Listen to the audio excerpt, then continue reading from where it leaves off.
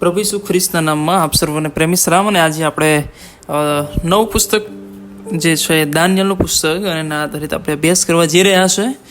અને દિવસમાં આપણે એસ્તરના પુસ્તક આધારિત અભ્યાસ કર્યો અને ઘણા બધાએ બહુ સરસ મહેનત કરી, પરીક્ષા આપી અને ઘણા બધાના 40 ઉપર માર્ક્સ છે. બધાને અભિનંદન. અને આવો આપણે આજે દાનિયેલના પુસ્તકનો અભ્યાસ કરીએ અને આપણા દિવસોમાં આપણે દાનિયેલના પુસ્તકના અધ્યાયોમાં અભ્યાસ કરીશું. અને આવતા મહિનાની 3જા રવિવારે ચર્ચ છૂટ્યા પછી બાઇબલ ક્વિઝ લેવામાં આવશે, એટલે તમે ઘરે પણ એની તૈયારી કરશો. પણ જે બાબતો જણાવી શકાય, વિચારી શકાય અને જે બાબતો અભ્યાસમાં લાવી શકાય, બધી બાબતો લાવવાનો ચોક્કસ આપણે પ્રયત્ન કરીશું. કારણ કે ટૂંકા ગાળામાં ઘણું બધું શીખવાડવાનું એક અઘરું હોય છે, પણ આપણે પ્રયત્ન કરીએ કે જેથી કરીને આપણે ઘરે પણ અભ્યાસ કરીએ અને એવી રીતે પણ અભ્યાસમાં જોડાઈએ કે જેથી કરીને ઈશ્વરનો મહિમા થાય. આવો આપણે પ્રાર્થના કરીએ અને આ અભ્યાસની શરૂઆત કરીએ. જીવતા પ્રેમાળ ઈશ્વર પિતા, અમે આભાર માનીએ છીએ આ સુંદર સમય આપ્યો એના માટે. અને અત્યારે તમારા પવિત્ર વચનનો અભ્યાસ કરવા માંગીએ છીએ, ત્યારે તમારી દોરવણી પણ અમને આપો અને જો જોડાય બધાને પણ આશીર્વાદિત કરો. પ્રભુ ઈસુ ખ્રિસ્ત મારફતે માંગીએ છીએ, સાંભળો અને સ્વીકાર કરો. આમેન. દાનિયેલનું પુસ્તક આપણે જો જોઈએ તો એ જૂના કરારની અંદર છે ને હજકીએલ પછી એ દાનિયેલનું પુસ્તક આવે છે.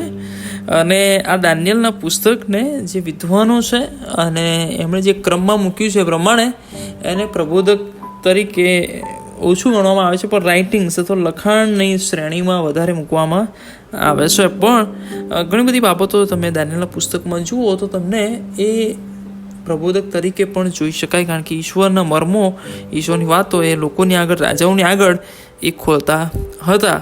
હવે આ દાનિયેલનો પુસ્તકમાં એક બહુ પ્રશ્ન એ છે કે ખરેખર શું આ દાનિયેલે આ પુસ્તક લખ્યું છે?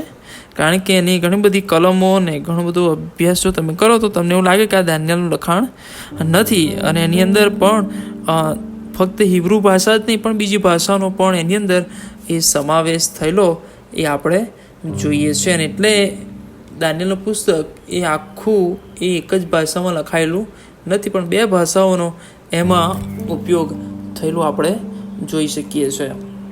અને જો આપણે દાનિયેલના પુસ્તકનો આપણે અભ્યાસ કરીએ તો એ બાબત આપણને ચોક્કસ મળે કે ઈશ્વરના ઈરાદાઓ અને ઈશ્વરની ઈચ્છાઓ જે છે અથવા ઈશ્વરે જે વિધિઓ આપ્યા ને એ જ્યારે આ ઈસ્રાયેલી પ્રજા નહોતી પાડતી ત્યારે ઈશ્વર એમને શિક્ષાના સ્વરૂપે એમને બીજાઓના હાથમાં સોંપી દે અને એ શિક્ષા તેઓ વેઠતા.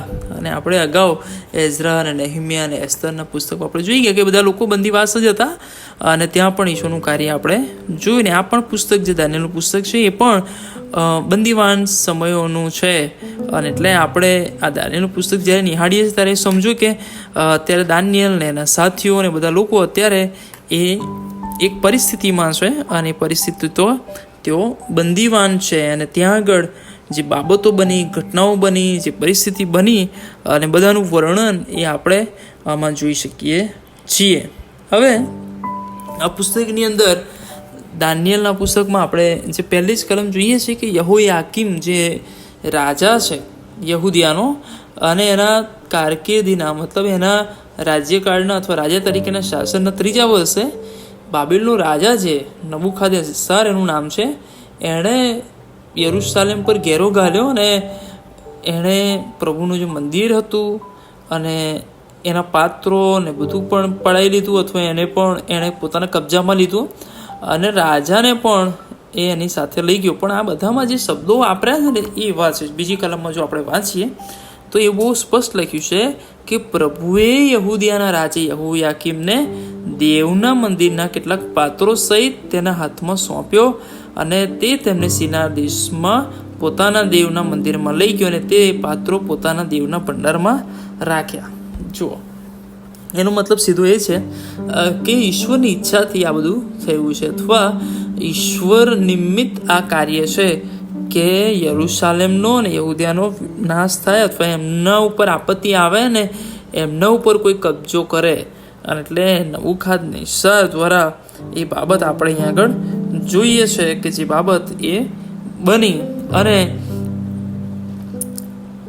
તે વખતે જે બધી ભાષાઓ ચાલતી હતી, મિશ્ર ભાષાઓ, અરામી અને હિબ્રુ, એટલે બધું મિક્સ, કારણ કે વ્યાપારના બધાના કારણે. એટલે તમે 4થા અધ્યાયની 2જી કલમથી 4થી કલમથી આગળ છેક 7મા અધ્યાય સુધી એ અરામી ભાષામાં લખ્યું છે, બીજું બધું હિબ્રુ ભાષામાં લખેલું આપણે જોઈ શકીએ છીએ. પણ અન્યથા બહુ મહત્ત્વની બાબત એ છે કે આ બધા લોકોની અંદર જ્યારે લૂંટી લેવામાં આવે ત્યારે ફક્ત ધન સંપત્તિ અથવા ઝવેરાત એ બધું જ ફક્ત સંપન્ન કરવામાં આવતું હોય એવું નથી, પણ એની સાથે સાથે જે બાબત બને છે એ તો એ છે કે ઘણા બધા જે વિદ્વાન લોકો હોય, જ્ઞાની લોકો હોય, ખૂબસૂરત દેખાતા લોકો હોય, એવા ઘણા બધા લોકોને પણ રાજા લઈ જાય. અને નબુખાદનેસ્સાર ઘણા બધા લોકોને બંદીવાન બનાવ્યા, એની અંદર એણે આવા લોકોને પણ અલગ તારવ્યા. અને આપણે આ પહેલા અધ્યાયમાં જોઈ શકીએ છીએ કે 3જી કલમથી આગળ કે રાજાએ પોતાનો મુખ્ય ખોજો એનું નામ છે આસ્પનાસ, અને એને કહ્યું કે તારે કેટલાય એવા રાજવંશી ને અમીર વર્ગના ઇસ્રાયેલી છોકરાઓને લાવવા. હવે જો આ જે શબ્દો વાપરે ને ઘણી બધી વખત આપણે એને સમજવાનો પ્રયત્ન કરતા નથી કે જે લોકોને પસંદગી થઈ ને લોકો કોણ હતા ને કેવા હતા. એમાં એક જે વર્ગ પાડ્યો, એક રાજવંશી હોય ને અમીર વર્ગના, આ બે વર્ગમાંથી એવા લોકોને શોધી કાઢવાના, એવા લાવવાના કે જે છોકરાઓમાં કંઈ ખોડકાપણ પણ ના હોય, ભલે અમીર હોય પણ અને રાજવંશી હોય પણ એમાં ખોડકાપણ ના હોય, પણ ખૂબસૂરત હોય અને બધામાં જ્ઞાન સંપન્ન હોય, વિદ્યા પારંગત હોય, વિજ્ઞાનમાં પ્રવીણ હોય અને રાજમહેલમાં ઊભા રહી શકે એવા બાહોશ હોય. એવાને કહે છે ખાલદીઓની, એટલે એમની ભાષા કહે છે કે તમારે શીખવવાની.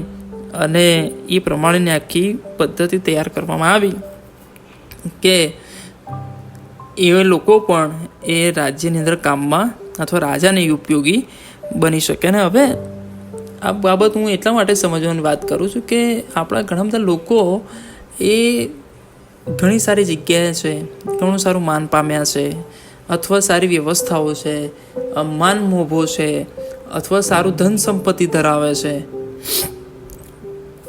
પણ આ લોકોના જીવનની સાક્ષી અથવા એ જીવન એમનું ઈશ્વર પરાયણ અથવા ઈશ્વરને આધીન કેટલું હોય છે એ આપણે ઘણી જોવામાં નિષ્ફળતા અથવા આપણે એમાં એ બાબત જોઈ નહીં શકતા કે તેઓ એ પ્રમાણેનું જીવન જીવે છે. પણ આમાં જો જે પસંદગી થઈ બધા લોકોના વિશે આપણે જાણીએ તો લખ્યું છે પ્રમાણે કે એમાં જે મુખ્ય માણસો ઘણા બધાની પસંદગી થઈ હશે, પણ એમાં દાનિયેલ ને એમના મિત્રો, દાનિયેલ, હનાનિયા, મિસાએલ ને અઝારિયા, આ 4 જણા, એટલે દાનિયેલ અને એના 3 મિત્રો, આ 4 જણા જે હતા એ લોકોને પણ એની અંદર સમાવેશ કરવામાં આવ્યો હતો. બીજા ઘણા બધા હતા પણ આ 4 જણા પણ હતા. અને આ બધાને જે બાબત કરવાની જે આસ્પનાસને કહેવામાં આવ્યું હતું કે આ બધા લોકોને એક ટ્રેનિંગ આપવામાં આવે અને એમને તૈયાર કરવામાં આવે, અને એટલે એમને શરીરે હસ્તપુષ્ટ બનાવવાના, એ પણ એક બાબત હશે.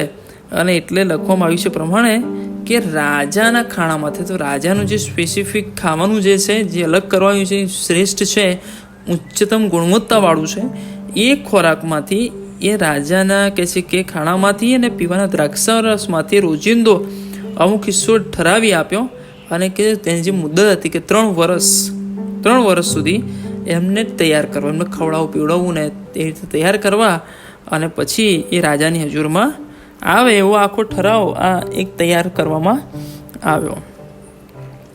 અને ત્યાં આગળ જે બાબત લખી છે પ્રમાણે કે આ જે 4 જણા હતા ને, બીજા બધાના નામ બદલ્યા હશે, પણ આ 4 જણા છે એમના નામ મુખ્ય જે છે આપણે જાણીએ છીએ, દાનિયેલ, હનાનિયા, અઝારિયા અને મિશાએલ, આ 4 જણા. પણ એમના નામ એ જ્યારે બાબિલોનમાં પસંદગી થઈ ત્યારે એમના નામ બદલી કાઢવામાં આવ્યા, અને એમનું જે મૂળ નામ હતું એ નહીં, પણ હવે એમનું નામ બદલી કાઢવામાં. આપણે ગયા પુસ્તકમાં જોયું કે એસ્તરનું મૂળ નામ હતું હદાસ્સા, પણ એનું બદલીને એસ્તર કરવામાં આવ્યું. એ જ પ્રમાણે અહીંયા આગળ પણ દાનિયેલનું જે નામ છે એ દાનિયેલની જગ્યાએ બેલ્ટશાસ્સાર એવું રાખવામાં આવ્યું.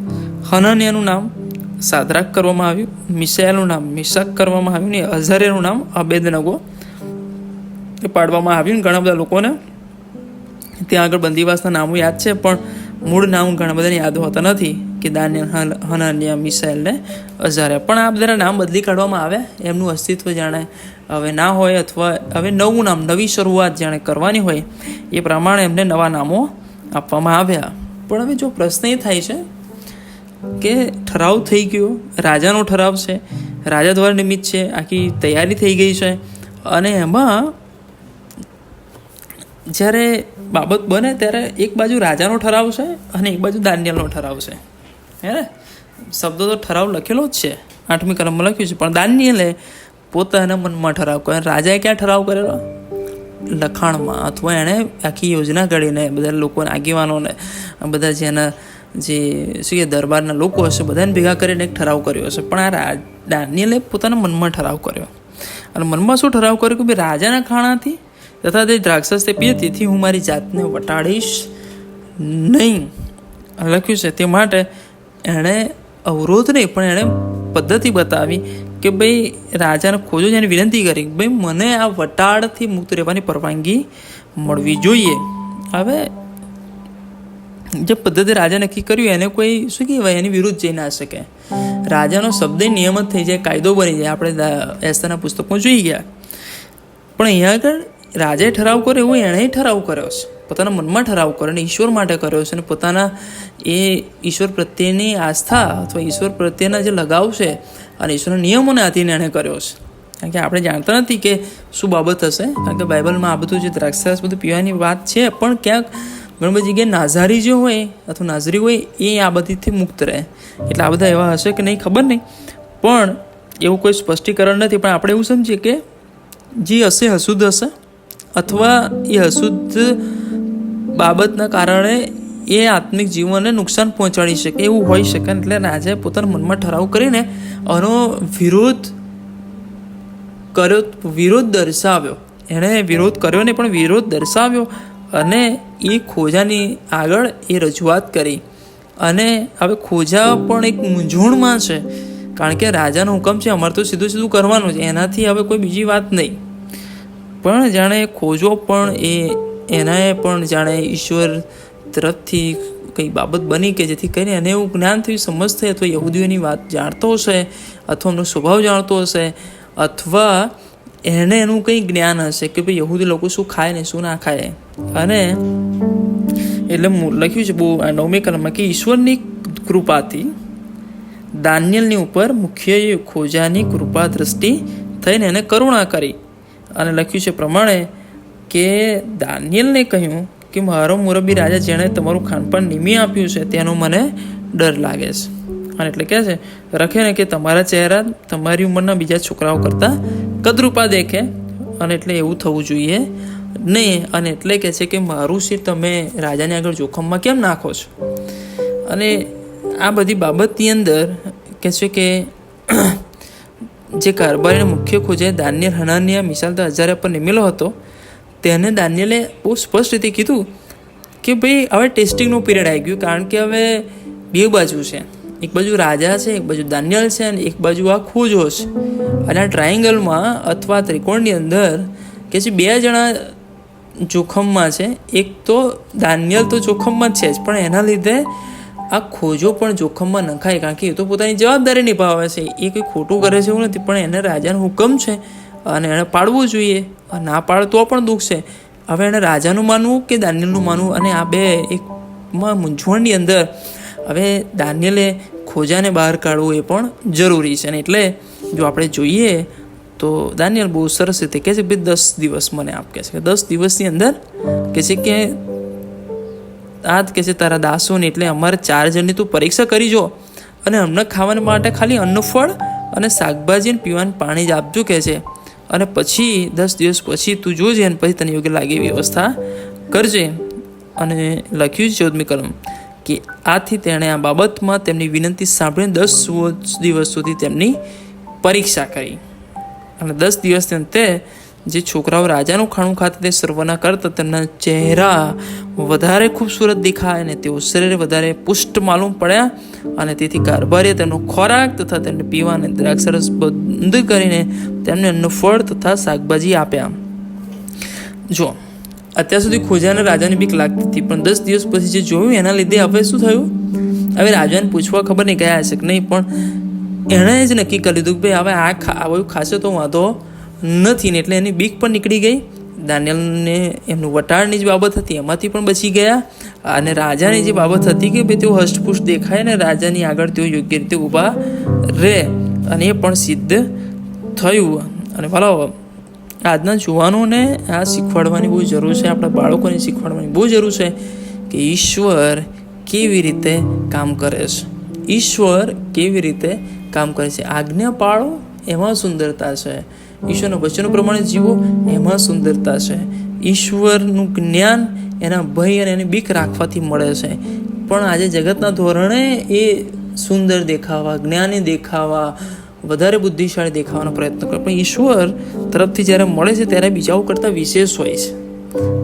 અને એટલાના માટે એ બહુ અગત્યની બાબત છે કે આ જુવાનો કે આ જે 4 જણા છે એમણે ઈશ્વરને આધીન થયા, પોતાની જાતને વટાડી નહીં. અને લખ્યું છે પ્રમાણે 17મી કલમ કે આ છોકરાઓને તો પરમેશ્વરે કે સર્વ વિદ્યામાં, જ્ઞાનમાં, કૌશલ્ય અને ચાતુર્ય ઈશ્વર તરફથી આપ્યા. અને લખ્યું છે કે દાનિયેલ તો શું કરતો હતો? સ્વપ્નના સર્વ સંદર્શો હતા, સ્વપ્નનો મર્મ પણ સમજતો હતો. એટલે કે વિશેષ બાબતો ઈશ્વરે આ જુવાનોને પણ આપી, કે વિદ્યાએ આપી, જ્ઞાનમાં કૌશલ્ય, ચાતુર્ય આપ્યું. અને દાનિયેલને તો એનાથી પણ વધારે કે સંદર્શનો અને સ્વપ્નનો મર્મ પણ એ સમજતો હતો. હવે રાજાની આગળ તેઓ હાજર પણ થયા અને રાજાએ તેઓની સાથે વાતચીત પણ કરી. અને દાનિયેલ, હનાની, મિશાએલ, અજાર્યા એમના જેવા બીજા કોઈ મળ્યા નહીં. જો એમના જેવો કે બીજો કોઈ મળ્યો નહીં, માટે તેઓ રાજાની હજુરમાં રહેનારા થયા. આ બધા લોકોને રાજાની હજુરમાં અથવા રાજાની આસપાસ રહેનારા કે વિશેષ એમને હોદ્દાઓ મળ્યા હશે. લખ્યું છે કે જ્ઞાન તથા અક્કલની જે બાબતો વિશે રાજા તેમને પૂછી જોતો, તે દરેકની અંદર જે સર્વ જાદુગરો તો મંત્ર વિદ્યા જાણનારા તેના આખા રાજ્યમાં હતા, એઓના કરતા તેઓ તેને 10 ગણા શ્રેષ્ઠ માલુમ પડ્યા. અને દાનિયેલ તો છે કોરેશ રાજાની કારકિર્દીના પહેલા વર્ષ સુધી ટકી રહ્યો. એટલે આ જે બાબત છે એમાં 10 દિવસ અને 10 ગણા એ બાબત આપણે અહીં આગળ જોઈએ છે કે રાજાનો ઠરાવ, દાનિયેલનો ઠરાવ, 10 દિવસની મુદત અને 10 ગણા તેઓ બીજા કરતાં શ્રેષ્ઠ માલુમ પડે. એટલે આપણે આ સમજીએ કે ઈશ્વર કેવી રીતે કાર્ય કરે છે. અને ઈશ્વરને જ્યારે આપણે આધીન થઈએ છીએ તો ઈશ્વરના વિચારો અથવા ઈશ્વર માટે કરવાના જરૂર તમે કરો છો ત્યારે ઈશ્વર તમારા માટે કાર્ય કરવાનું ચાલુ કરી દે છે. ચોક્કસ ઈશ્વર તમારા માટે જે છે તો કરે, પણ તમારે વિશેષ અને વધારે જ્યારે તમારી ઈચ્છા હશે ત્યારે તમારે ઈશ્વરને આધીન થવું પડે. અને ઈશ્વર તમને ઊંચી પદવીએ પણ લઈ જાય, તમારા દ્વારા ઘણાઓને ઈશ્વર બચાવે પણ ખરા. અને એટલે એસ્તરના જીવનમાં જોયું કે એણે જે નિર્ણય લીધો એના લીધે ઈશ્વર બહુ મોટું માન આપ્યું. મોર્દેખાઈએ જે સ્ટેન્ડ લીધું એના કારણે ઈશ્વરે એની કીર્તિ પણ ફેલાવી. દાનિયેલ વિશે પણ આપણે એ બધી બાબતો જોઈએ છીએ. આ પહેલો અધ્યાય બહુ આપણને ઘણું બધું શીખવાડી જાય છે. પણ આગળના અધ્યાયમાં જો આપણે જોઈએ, બીજા અધ્યાયમાં તો નબૂકદનેસ્સારને હવે એ સ્વપ્નો આવે છે. અને આ પુસ્તકમાં સ્વપ્નો ને સંદર્શનો ને ઘણી બધી બાબતો આપણે જોઈશું. પણ આ બીજા અધ્યાયમાં એ બાબત આપણે જોઈએ છે કે નબૂકદનેસ્સાર રાજાને સ્વપ્ન આવ્યું, ગભરાઈ ગયો, ઊંઘ ઉડી જાય છે. અને એની આસપાસ ઘણા બધા લોકો જે જાદુગરો છે અને મંત્ર વિદ્યા જાણનારા છે, શકુન જોનારા છે, ખાલદીઓ છે.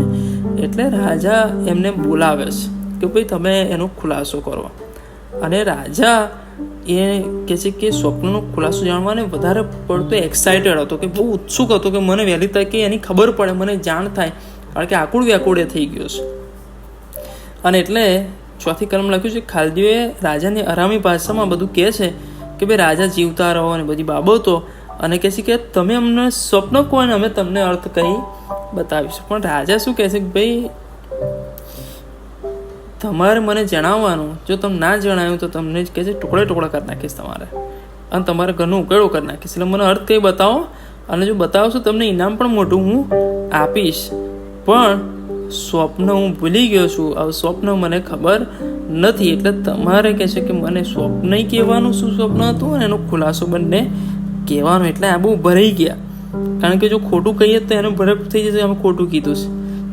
એમણે કદાચ આપણે સ્વપ્ન કીધું તેનો અર્થ તો આપણે આપણી રીતે કરી શકીએ, પણ અત્યારે પરિસ્થિતિ બહુ કઠણ છે.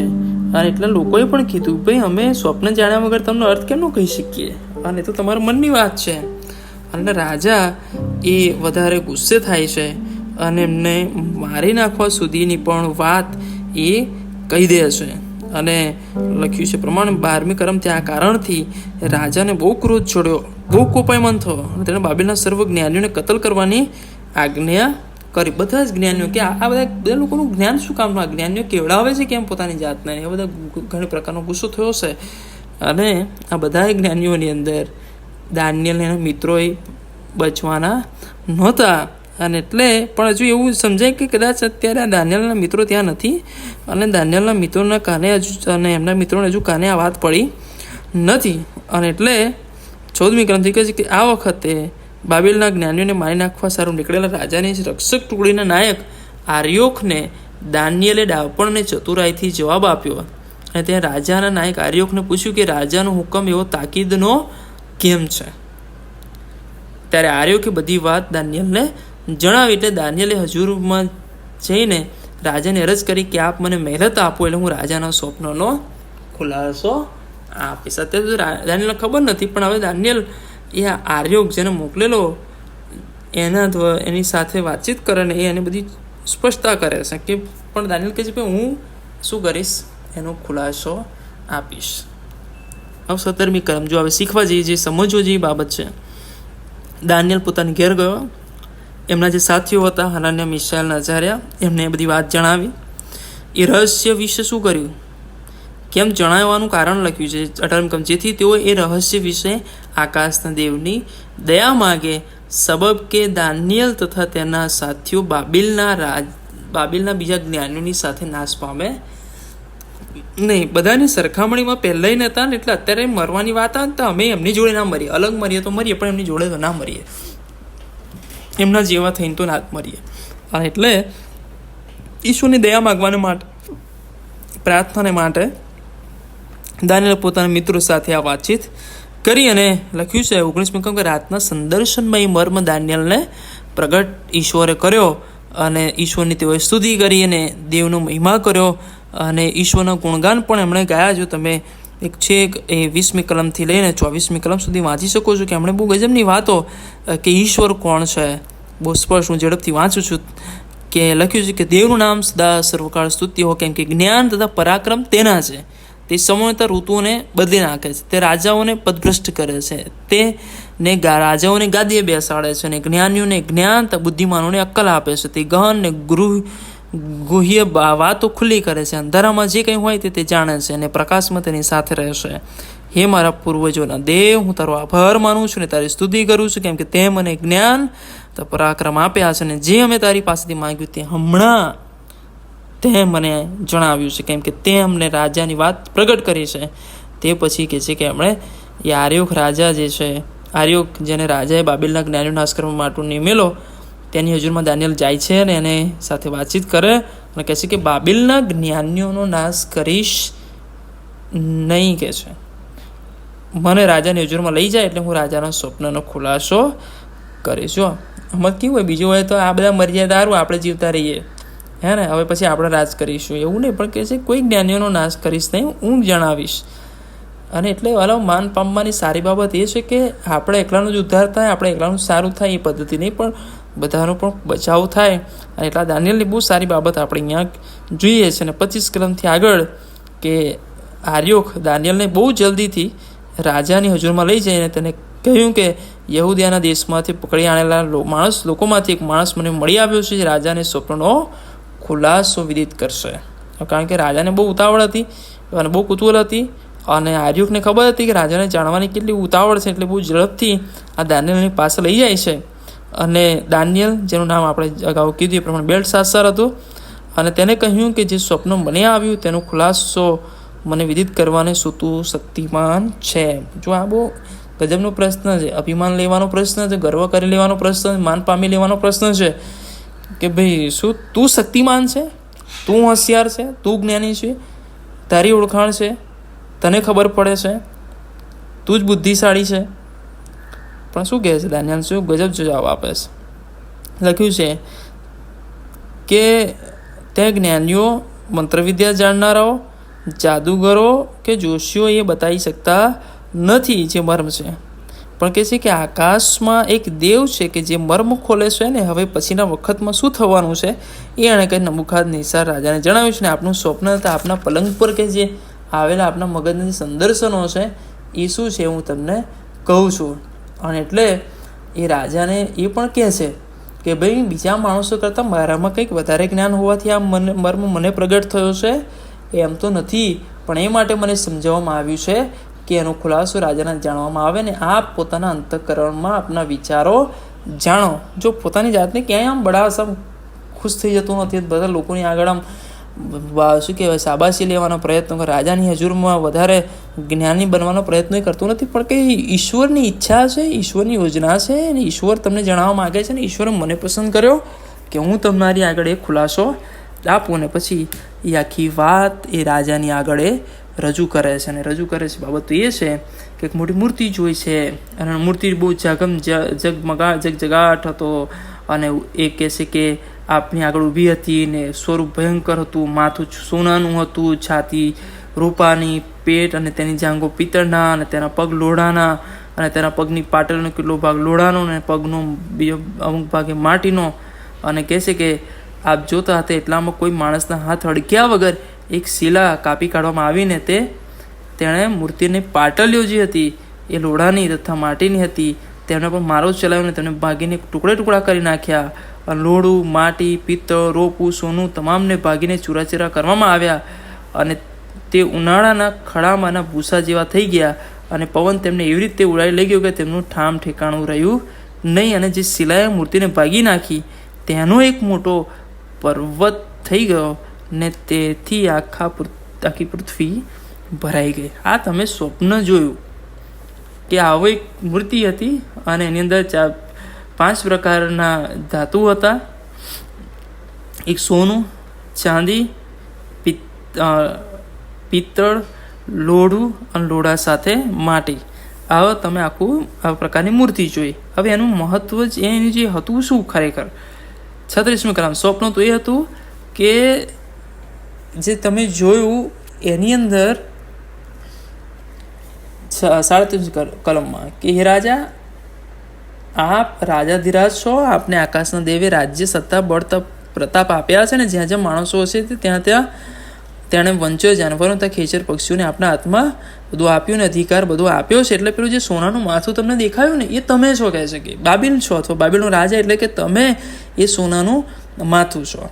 પછી લખ્યું છે કે આપના પછી એટલે તમારા પછી બીજો એક ઉતરતો રાજા આવશે અને એ જે રાજા છે એ પર્શિયન રાજા, એ પ્રાચીન જે પર્શિયન રાજા છે એ આવશે અને એ હુકુમત ચલાવશે. અને પછી આગળ લખ્યું છે પ્રમાણે રાજ્ય થશે. એ પછી ત્રીજું જે છે એ પિત્તળનું રાજ્ય થશે કે જે આખી પૃથ્વી પર હુકુમત ચલાવશે. એટલે કે બાબિલ પછી પર્શિયા પછી જે ગ્રીસ આવ્યું એ ગ્રીસ એ ચલાવશે. અને પછી લખ્યું છે પ્રમાણે કે ચોથું રાજ્ય લોઢા જેવું મજબૂત થશે, કેમ કે લોઢું સર્વ કે છે કે વસ્તુઓને ભાગીને ચૂરા કરે છે અને કચરે છે અને જેમ લોઢું બધાને કચરી નાખે છે તેમ તે બધાને ભાગીને ભૂક્કો કરશે અને કચરી નાખશે. એટલે કે એવું લોઢું એ રોમ સામ્રાજ્ય બહુ વિસ્તર્યું અને બહુ ચાલ્યું એ આપણે જોઈએ છે. 100 ને કહે છે કે ઈસવીસન પૂર્વે 168 લઈને છેક ઈસવીસન 446 સુધી, એટલે બહુ લાંબો કાર્યકાળ અથવા બહુ લાંબુ સામ્રાજ્ય એમનું આપણે જોઈએ છે. અને પછી આગળ લખ્યું જેમાં આપણે પગની પાટલીઓ તો તેના પાંગડાનો કેટલોક ભાગ કુંભારની માટીનો અને બાકી લોઢાનો જોયો તેમ તે રાજ્યના ભાગલા પણ પડી જશે. અને એટલે એ યુરોપ અને વેસ્ટર્ન યુરોપ જે છે પશ્ચિમી યુરોપ એના કહે છે કે બધા કે ભાગલા પડી જશે. અને જેમ આપણે જોયું કે લોઢાની સાથે માટી ભળેલી હતી એ પ્રમાણે કહે છે કે એમના રાજ્યની અંદર કંઈક અંશે લોઢાનું બળ હશે ને કંઈક જગ્યાએ લોઢાનું બળ નહીં પણ હોય અને બધા ક્યારેય ભેગા રહી શકશે નહીં, મિક્સ થશે નહીં, અલગ રહેશે, ડિવાઈડ રહેશે.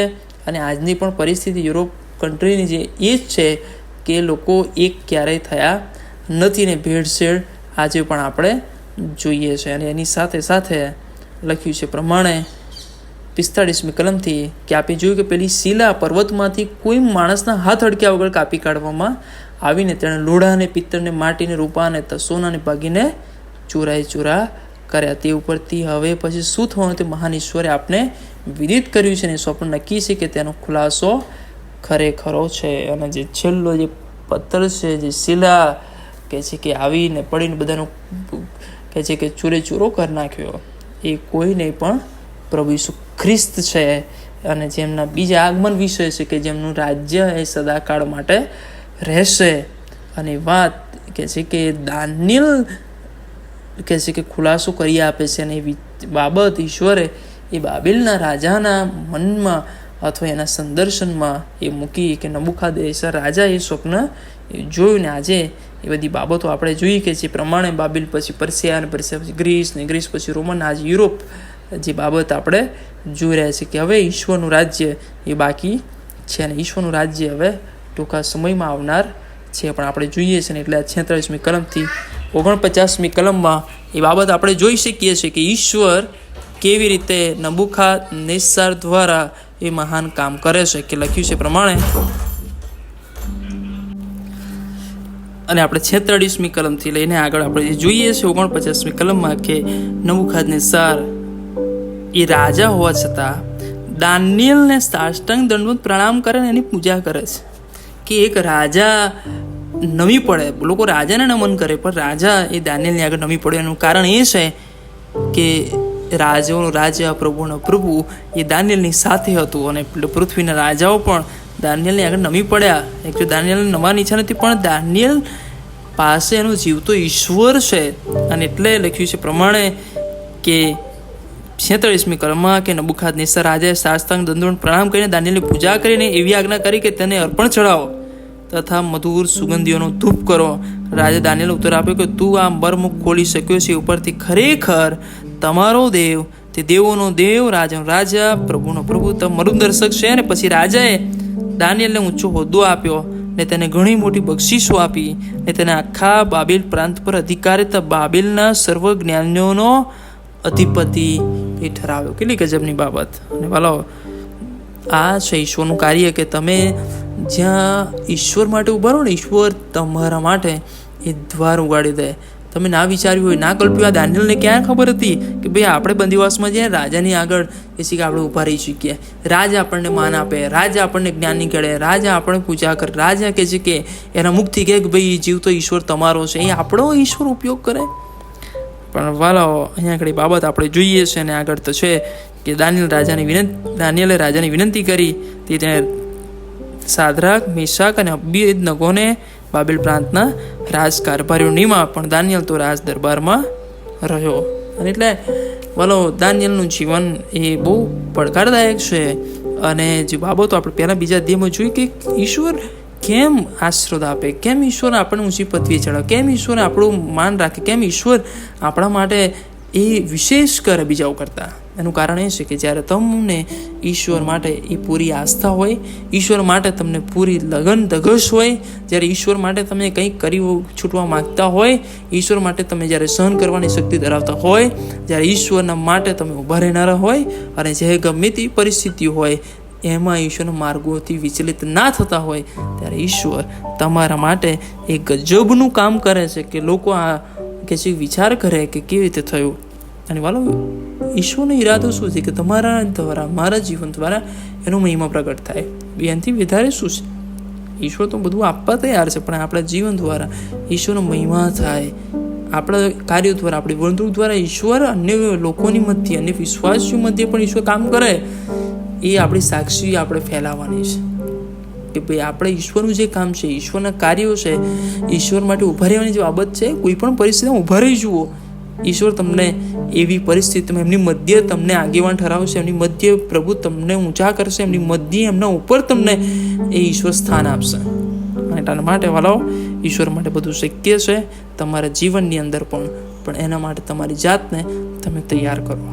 આ વચન સમજવાને માટે, અભ્યાસમાં આગળ વધવાને માટે પ્રભુ મને અને તમને સહાય કરે. અને આપણે આગળ અભ્યાસમાં વધીશું અને આવના દિવસો મુખપાઠ કલમ પણ તમને જણાવવામાં આવશે. આવો પ્રાર્થના કરીએ.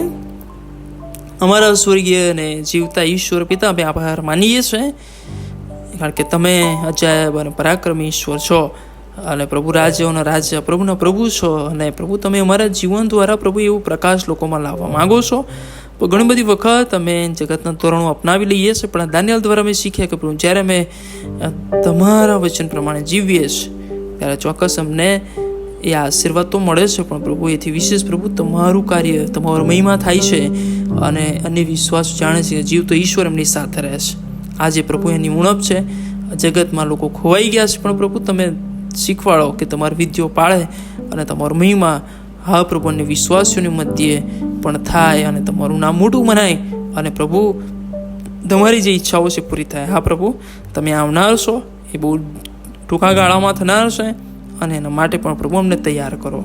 આ તમારા પવિત્ર વચનોને માટે, અભ્યાસ માટે આભાર માનતા પ્રભુ ઈસુ ખ્રિસ્તના નામમાં માંગીએ છીએ. સાંભળો અને સ્વીકાર કરો. આમેન. હવે આપણે તારનાર પ્રભુ ઈસુ ખ્રિસ્તની કૃપા, દેવ આપનો પ્રેમ, પ્રભુ પવિત્ર આત્માની દિવ્ય અને મીઠી સંગત એનો અનંતકાળિક આશીર્વાદ આપણા સર્વની સાથે અને તેના સર્વ લોકોની સાથે અને બાઇબલ અભ્યાસમાં જોડાયેલા વલાઓની સાથે હમણાંથી તે સદા સર્વકાળ સુધી રહો. આમેન.